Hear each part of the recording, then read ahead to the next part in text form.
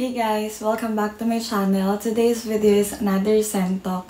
Sobrang na-miss ko mag-film because kung napansin nyo, sobrang tagal ko nang walang upload. I feel like yung last kong film is August and then dahil sa pasukan and dahil sobrang busy ko na nga din lately, hindi na ako nakakapag-film ng video so wala akong upload. Kasi naging busy ako dahil meron akong sinalihan. Actually, napilitan lang ako na sinalihan na isang pageant sa school for teachers. And then, ayun, it turned out good naman. Maganda naman yung experience ko. Sobrang, ewan ko, something new kasi siya sa akin. And ayun, maganda yung naging experience ko sa kanya. Nagkaroon ako ng mga bagong friends, nagkaroon ng mga bagong kilala. Sabi ko nga, as an introvert, natatakot ako ma-OP. Pero ayun, okay naman yung naging turnout nung event na yun. So, dahil tapos na siya, and then, today is a Sunday and tomorrow is November 27. Declared siya as holiday, walang pasok. I have time para mag-film kasi sabi ko paano ako mag-film ng favorites or ng 2023 favorites. Eh, sobrang konti ng uploads ko. So, I'm trying my best para at least nitong mahuli or palas ng 2023 is may mga videos ako na may share sa inyo. But before that, let us appreciate my brows. Kasi meron isang photo and then hindi ko alam kung story ba yun or post. And then may nagtanong sa akin about the brow product that I'm using. Actually, naka-laminate yung brows ko. And then I'm using this. Excuse me. Kagagaling ko lang kasi sa abo. Ayan. I'm using this Get Ready With Me Brow Lift Max. This is for laminating and grooming the brows. I feel like alam nyo na to if you are, ayan, mahilig sa mga beauty products, especially if nanonood kayo sa TikTok.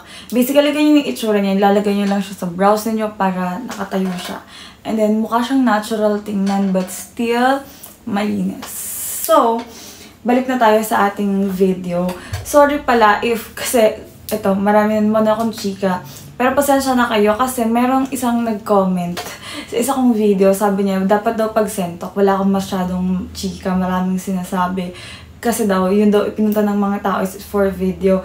Pasensya na kayo kung ganun yung comment or napapansin nyo sa akin. Pero aside from the sentox and dun sa mga amoy ng pabango, gusto ko rin ma-share sa inyo yung mga ibang ganap sa buhay ko. So kung feeling ninyo is hindi ganitong content yung hinahanap nyo, maybe hindi yung channel ko yung para sa inyo. Kasi again, aside from the amoy of the scent or the pabango, nagkukwento rin ako ng mga something about sa buhay ko, and then also yung mga experiences ko, mga beauty products na ginagamit ko, mga boodles ko sa Shopee and TikTok. Again, pasensya na kayo kung marami akong chika. But anyway, this video is late na. I-review natin yung dalawang scent na to. Sobrang tagal ko na sila nabili actually, but then gusto ko silang gawa ng dedicated review. And hindi ko alam yung pangalan nung collection na to. But doon sa napanood ko, sabi daw niya, isa daw tong Bake Shop collection from the name naman themselves. So kahit late na siya, gusto ko siya gawa ng review because I want to appreciate how great this collection is. Like, walang tapon. Tatlo sila actually. Si Strawberry Pound Cake, hindi ko na siya kinuha in the packaging na kamukha niya. Kasi alam ko na yung amoy niya. And sabi din naman dun sa mga reviews, wala naman din masyadong pinagbago. So, dalawa na lang silang i-review natin ngayon. And kung ganyan po yung nails ko, ayan. Maarte talaga siya kasi nga, red yung sinuot ko. So, kailangan medyo katerno siya. But anyway, ayan, sorry na talaga. Ayan, these two Bake Shop collection are from Bath & Body Works.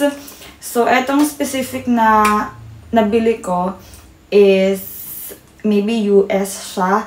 Kasi dollar yung sign niya. Wala rin siya nakalagay sa ilalim na sign na from Saudi or Middle East siya, whatever. Anyway, so eto silang dalawa. Yung pangalan nila are Ice Lemon Pound Cake, this one. And then the Sweet Petal Pound Cake. So, tingnan niyo naman yung bawas na nila. And knowing na marami akong pabango, ibig sabihin, pag nagagamit ko sila gantong kadalas, ibig sabihin, mabango talaga yung mga scent. So, let us start with Iced Lemon Pound Cake.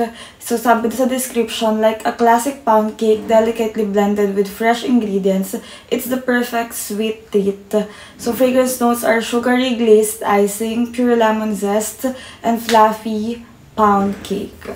So, this one, sabi nila, it can be a dupe daw of, ano yung Bright Lemon Snowdrop?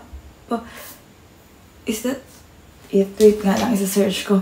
Kasi, sabi daw nung iba, baka daw eto yung, yung Christmas collection din, this one, yung yellow din. Ayan, sabi daw nila baka dupe. But, me personally, hindi ko alam if this is a dupe kasi wala ako nun. Anyway, this one, hindi ko agad siya binili or hindi ko agad siya na-review kasi meron siyang lemon and kilala niyo ako, I don't like anything na may maasim na note like orangey, lemony, ganyan. Yung mga scent notes na may maasim kasi nga may bad experience ako sa isang scent na merong parang zesty or orangey na notes. Nagpo-project siya sa body as maasim and hindi siya nagbe-blend well sa body chemistry ko. However, this one is an exemption. Nung nabasa ko talaga yung iced lemon, medyo na-off ako dun. But then, inisip ko na lang na, wait lang, may sumabit na buhok doon sa extension. Inisip ko na lang that this one is a gourmand. So, sabi ko, since nagbebenta naman din ako sometimes, kung hindi ko siya magustuhan, I can resell this. However, nung naamoy ko siya, it's an instant love. It's a love at first sniff. Yes, may lemon siya, especially on the initial spray. Meron nga siya actually na parang, alam niyo yung parang room spray scent na mga fresh lemon, ganon. Yung mga nilalagay sa bathroom. But hindi siya nagtatagal. Like, yung amoy niya, maybe that's the pure lemon zest. Yung amoy talaga siya, sometimes parang cleaner or mga room spray nga, ganon. Pero, hindi siya ganon naglilinger. Pero yung scent na yon, you will just get that for around 2 to 5 minutes. The perfect blend of parang a lemony cake. Like yung parang amoy siya ng dessert na alam mo na meron siyang zest or nilagyan siya ng lemon flavor. Like yung parang natural lemon flavor. Ganon yung maaamoy mo sa kanya. This scent is a gourmand scent. However, I feel like yung mga hindi straight up gourmand, yung favorite like, yung mga person na nag-e-enjoy ng gourmand, syempre magugustuhan nila to. Pero kahit hindi ka like straight up gourmand type of a person, magugustuhan mo pa rin siya kasi borderline fresh and gourmand siya. Yung freshness, makukuha mo nga siya on the initial spray. And on the dry down, matamis siya na amoy cakey, but not too cloying, but not too sugary sweet. Sobrang balanced tong lemon niya at saka nung kanyang cakey scent. Pasensya na kayo kung may maingay, I don't know what's that. Kasi yung gilid namin, yung tabi namin is ginawa na siyang parang paradahan ng bus, mga ganun.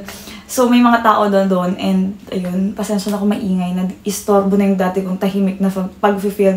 Sometimes, even, yung parang madaling araw or hating gabi, may maririnig ka na may nagpa-park or may dumadating na mga sasakyan. So, anyway, talaga yung attention span ko kung saan na napupunta tong review na to. Anyway, this one, ang pinakamasasabi ko sa kanya, this lemon pound cake, iced lemon pound cake, is the perfect blend of a fresh and gourmand scent. Like, the initial spray, makuha mo yung freshness. So, for example, naiinitan ka, or gusto mo lang ng parang lift ng mood, you can spray this. However, kung mahilig ka sa gourmand, sobrang magugustuhan mo yung dry down nito. Sobrang bango niya. Plus, it lingers. Alam niyo yung ginamit ko siya kanina. Ito actually yung scent of the day ko. Ginamit ko siya pagkaligo ko. And talaga naaamoy ko pa siya doon sa balikat ko even now. So, ayun. Maganda yung kanyang scent performance. Maganda yung performance niya sa body. Maganda rin yung pag-project niya. So, overall, this scent is a 10 over 10, guys. If torn kayo or nag-iisip kayo ng sign to buy this, this is the sign. Moving on to the second scent, this is Sweet Petal Pound Cake. So, ganun din yung nakalagay sa likod. Like a classic pound cake, delicately blended with fresh ingredients. It's the perfect sweet treat. Fragrance notes are candied rose, raspberry swirl, and frosted bundt cake. Actually, nung una kong narinig or nakita yung scent na to, di agad ako nagka-interest because nabasa ko yung Candid Rose and I'm not a huge fan of floral scent. Alam niyo naman yan. Hindi ako mahilig sa floral, specifically sa rose. However, sabi ko sa inyo dati, if a floral scent is done right, like kapag nakamix siya sa gourmand, maybe magustuhan ko siya. And this one, hindi ako nagkamali nung binili ko siya. Take a look at the dent na nagawa ko na sa kanya. Sobrang nag-enjoy ako dun sa scent na to, guys. This Sweet Petal Pound Cake, sobrang perfect ng balance niya. Alam niyo, kudos dun sa nag-isip or mga tao behind this collection. Walang tapon. Sobrang bango nila pareho. Perfect blend sila ng pagiging bakery scent, not too straight up sugary, cloying type of bakery scent. So this scent, sobrang unique nila. Kakaiba yung blend sa kanila. This Sweet Petal Pound Cake, initially, you will get the mild scent of rose. Yes, nandoon, present pa rin yung floral aspect niya. May slight powdery scent nga ako nakukuha sa kanya. Sa whiff, yung kapag inamoy mo siya. However, when it settles, nandun na yung sobrang calm, but alam niyo yung parang naka-embrace sa'yo na scent ng gourmand. Hindi siya literal na matamis. Actually, this one is sweeter. Mas malamang yung pagiging gourmand niya. Kesa dito, it's more of a rosy, powdery with a touch of parang gourmand lang. Mas lamang yung pagiging niya, pagiging neutral scent niya. This one is very clean, very feminine, powdery lang siya. Ang hinhin ng scent nito. Same with its performance. Kaya ganyan nakarami yung bawas niya, guys. Kasi every time na ginagamit ko to, literally, isinusok ko yung damit or yung body ko. Sobrang dinadamihan ko because nai-enjoy ko yung scent niya. However, hindi ganun katagal siya nagtatagal. Ano ba yun? Hindi ganun katagal yung kanyang performance. Unlike kay Iced Lemon Pound Cake, talagang maglilinger siya, maamoy mo siya. Eto, kailangan medyo damihan mo yung spray sa kanya para mangibabaw yung amoy niya. Yung projection niya at saka yung kanyang longevity is around 8/10 lang. Maybe lesser pa, around 7/10. But guys, the scent itself, it's a 10/10. Kaya overall, yung scent na to is bibigyan ko ng 10/10. Kasi regardless of its performance, medyo wala na akong pakialam. I-respray ko na lang siya ng i-respray. Sobrang ganda ng performance niya. Plus yung pag-register niya sa body ko, parang pag ginagamit ko siya, feeling ko mas mabango siya kaysa pag nandito siya sa bottle. I don't know why. Ewan ko, pag gustong-gusto ko yung gamit ko siya and then nakukuha ko yung whiff sa buhok ko, iba yung level nito. It's a mild rosy scent na merong sweetness na konti. Hindi ko nakukuha masyado yung raspberry swirl. Wala siyang berry notes. Huwag kayong ma-offend na baka may strong siya. Walang strong sa scent na to, guys. Very mild and calm lang talaga yung maaamoy mo dito, guys. Sobrang, alam niyo, parang safe siya ibigay sa mga... This one, I feel like, is safe ibigay doon sa mga kakilala niyo na very mahinhin. Yung mga gusto nilang scent is, alam niyo yung parang lang, yung parang skin scent, ganun. Wait lang. Ayan. So, ito yung mga ganong ura, yung parang maglilinger siya sa skin mo or kakapit siya sa skin mo, pero hindi siya sumisigaw na like perfume or pabango. Hindi. Pero once na nakuha or naamoy siya ng mga tao, ma-curious sila kung ano yung gamit mong pabango. So, etong dalawang to, guys, ginawan ko lang talaga sila ng dedicated review kasi feeling ko walang masyadong mga tao yung nagto-talk about this and they deserve a spot sa mga fragrance mist community. Hindi sila masyadong nahahype. I don't know why, pero sobrang bango-bango ako sa kanilang dalawa. Ito yung collection talagang walang tapon. And actually, I'm thinking na bilhin sila kasi hindi na ulit sila nilabas. Baka feeling ko one of these days, bigla na lang silang maging rare and mawalan ako. So gusto ko mag-back up sa kanila. However, medyo marami pa nga yung pabango ko. And ayoko naman na magkaroon ng extra clutter lang.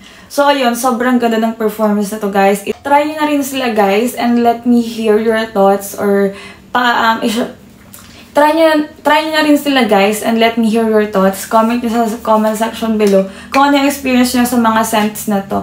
I will put yung link na napagbilhan ko sa kanila either sa Shopee or sa Lazada. Lagay ko dun sa description box. Pero kapag sold out na or hindi ko na makita, maghanap na lang ako ng mga legit seller na meron ganito para matry ninyo. Try ko rin humanap ng decant.